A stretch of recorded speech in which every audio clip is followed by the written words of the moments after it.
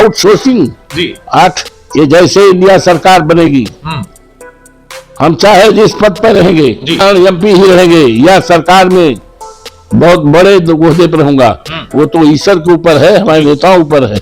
लेकिन ये जो गोरख धंधा हो रहा है, आउटसोर्सिंग खत्म, और ये जो अग्निवीर है 4 साल के लिए खत्म। और जो आज रोजगार की बात की जाती है, रोजगार नहीं, सरकार जो है हमारी सरकारी नौकरी देगी। आज 60 लाख नौजवानों ने पुलिस की भर्ती के लिए 400 रुपए का फॉर्म भरा था। आज उनके हाथ में निराशा लगी। ये मामूली चीज नहीं है। किसी देश की दौलत हीरा जवाहरात सोना चांदी नहीं हुआ करता है, किसी देश की दौलत वहां का युवा होता है, वहां के रहने वाले नागरिक हुआ करते। आज इनका मन टूटा है। अगर न लगाइए जी, जनजन में अवधेश प्रसाद को एमपी बनाने का निर्णय हो चुका है। आवाजें खल्क को नकारी खुदा समझो। जनजन की जो आवाज होती है वो परम पिता परमात्मा की आवाज। इसी जन्मभूमि है, मेरी कर्मभूमि है, और भगवान राम की मर्यादा रही, जिसमें कहा गया दैविक भौतिक तापा, राम राज का हो नम्रता। बिल्कुल। तो मैं इतना संकल्प है कि मैं चुनाव जीत करके मैं अपनी जीत नहीं मानूंगा। सरकार बनती है, सरकार में मंत्री बन करके वो अपनी जीत नहीं मानेंगे। पहली प्राथमिकता होगी कि जितने लोगों का घर उजाड़ा गया है, उचित मुआवजा नहीं दिया गया है, उनको 3 महीने के अंदर अंदर उचित मुआवजा दिलाने का काम करूंगा। और उजड़े हुए घरों को, उजाड़े गए लोगों को मैं बस देने का काम करूंगा। आज नौजवान जितना परेशान है, सरकारी नौकरी खत्म है, तो मुझे पूरा उम्मीद है, पूरा भरोसा है। हाँ। जिस भरोसे के आधार पर 9 बार के हम गांव के निकले थे, साधारण किसान के बेटे थे, 56 में रहे थे, और 9 बार और 2 बार विधानसभा उत्तर प्रदेश में सम्मानित किए गए, 6 बार के मंत्री जी। तो राम की कृपा तो है, और यहाँ के लोगों की कृपा है।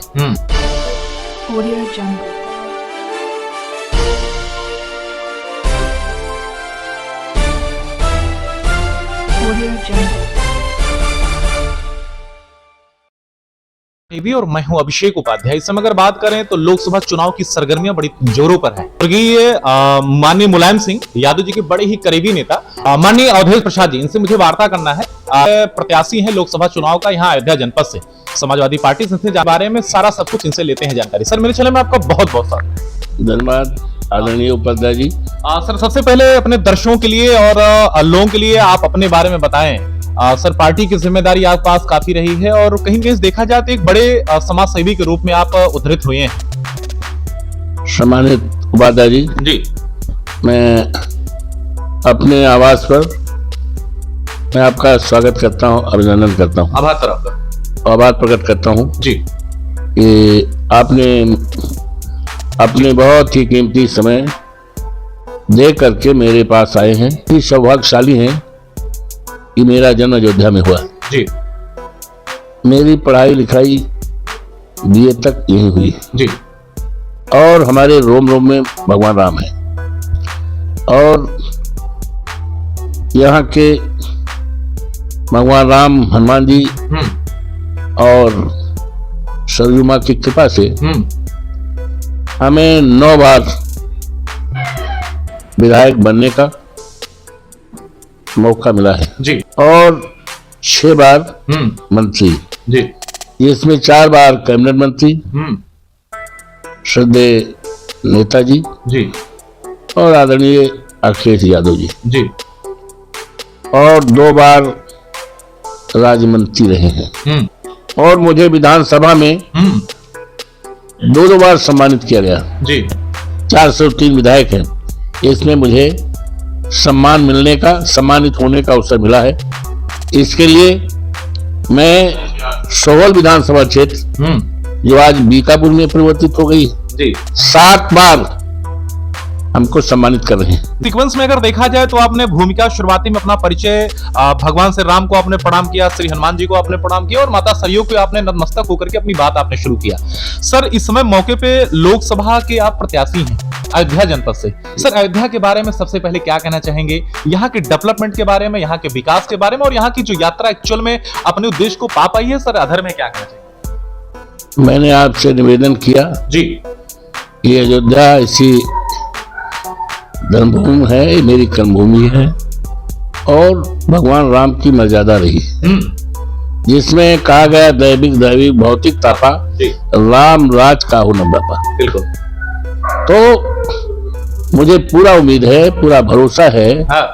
जिस भरोसे के आधार पर 9 बार के हम जी गांव के निकले थे, साधारण किसान के बेटे थे, 56 में रहे थे और 9 बार और 2 बार विधानसभा उत्तर प्रदेश में सम्मानित किए गए, 6 बार की मंत्री जी। तो राम की कृपा तो है और यहाँ के लोगों की कृपा है। लेकिन जनमानस की जहन और जुबान पर बाकायदा नाम कायम था अवधेश प्रसाद जी। इसके पीछे का असली उद्देश्य क्या था सर? ये आपका लोगों में दबदबा है या सर लोकप्रियता है? नहीं, कोई दबदबा नहीं है जी।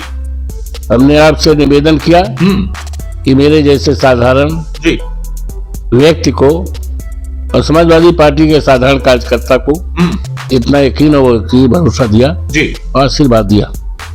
उसका कारण कुछ नहीं, मेरे मन में भाव है कि मर्यादा पुरुषोत्तम भगवान राम की जो मर्यादाएं थी जी, उस मर्यादा को जी पूरे देश में कायम करूंगा। और सर्वे भवन्तु सुखिनः सर्वे सन्तु निरामया, सभी सुखी रहे, सभी प्रसन्न रहे, इस तरह का हिंदुस्तान बनाने का सपना और संकल्प है। और निश्चित तौर से आने वाले दिनों में इस देश में इंडिया सरकार बनेगी, इंडिया पार्टी की सरकार बनेगी। लेकिन सर जनता के पास कई विकल्प है। भारतीय जनता पार्टी के एक टाइम ऐसा था कि पूरी लुटिया डूब गई थी, कहीं लोग झंडा लगाते थे, लोग उस पे हंसी का पात्र बनते थे, लेकिन आज पूरा पताका लहरा रहा है।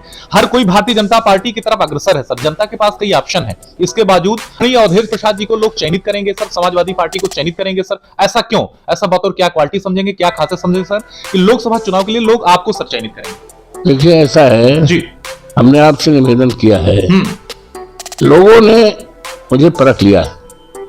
परखे को परखा नहीं जाता है, ये जानते हैं अवधेश प्रसाद सबका सम्मान करते हैं, आदर करते हैं, सबका विकास करते हैं, सबको साथ लेकर चलते हैं जी। कभी कोई जातवादी भावना नहीं रही। यही कारण है कि मैं अपने को सौभाग्यशाली मानता हूं कि सारे वर्ग लोग हैं, चाहे जिस जात धर्म के भी हैं जी। आप बीजेपी का झंडा किसी के दरवाजे पर लगा हो, वहां बैठ लो, अवधेश प्रसाद के विरोध नहीं करेंगे। जो मुझसे जुड़े थे जी, आज उस परिवार का मुखिया ना ही है, लेकिन उसका बेटा है, नाती है, वो भी आज 90% परिवार वो आज मेरे साथ है, 95% परिवार वो आज भी है मेरे साथ। जो 74 में जुड़े थे वही है।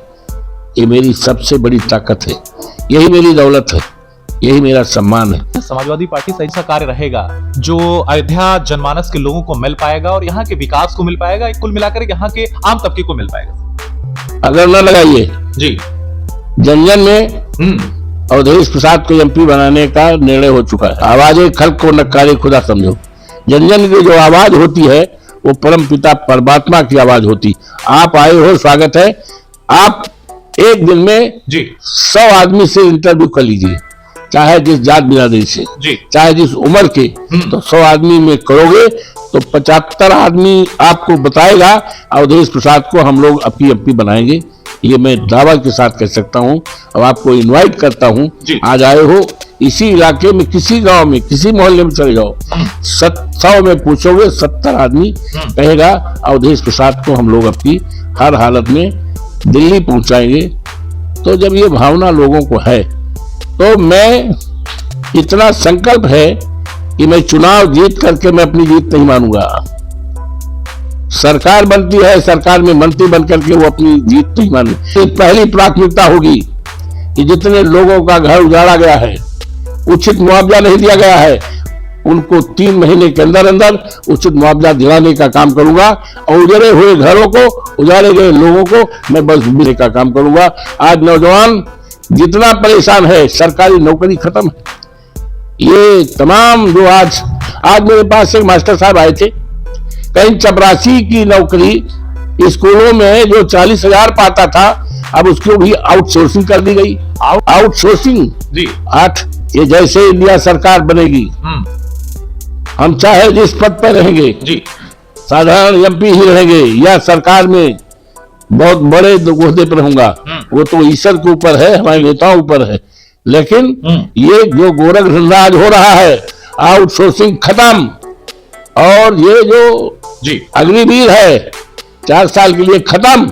और जो आज रोजगार की बात की जाती है, रोजगार नहीं, सरकार जो है हमारी सरकारी नौकरी देगी।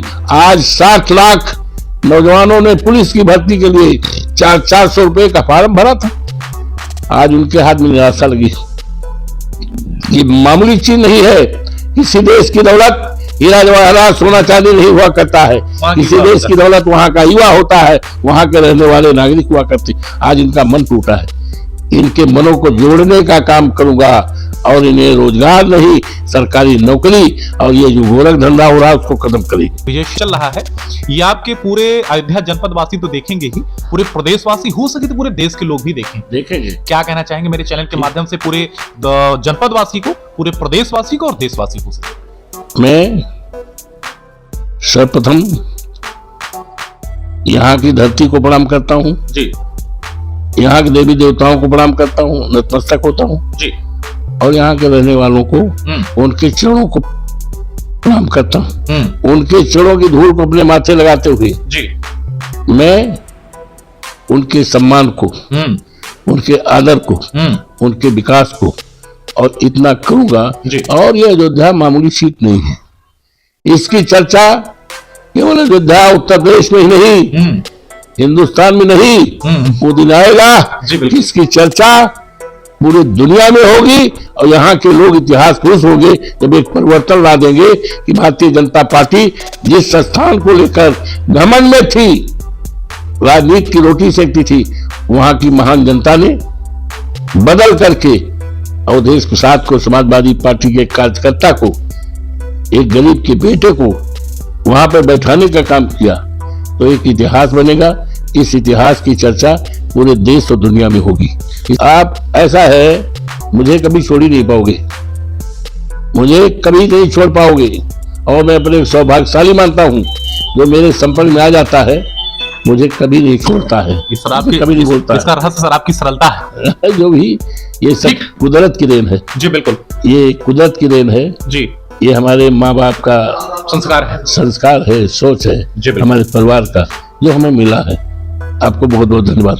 तो दर्शकों, आप थे समाजवादी पार्टी के वरिष्ठ नेता, 9 बार लगातार इतिहास कायम करने वाले विधानसभा के विधायक आदरणीय अवधेश प्रसाद जी, जो मेरे कई प्रश्नों के बीच होने के बाद जो सारे प्रश्नों को बड़ी बेबाकी से, बड़ी सरलता से संतोषपूर्ण आंसर किया। आशा करते हैं हमारा इंटरव्यू आप सभी को बेहद रोचक और पसंद आया होगा। दर्शकों, अगली कड़ी में फिर किसी नई जगह नए लोगों से आप सभी कराते हैं मुलाकात। तब तक दीजिए मुझे अनुमति। धन्यवाद, नमस्कार। सर, मेरा चैनल ज्वाइन करने के लिए और अपना समय देने के लिए आपका भी बहुत बहुत धन्यवाद।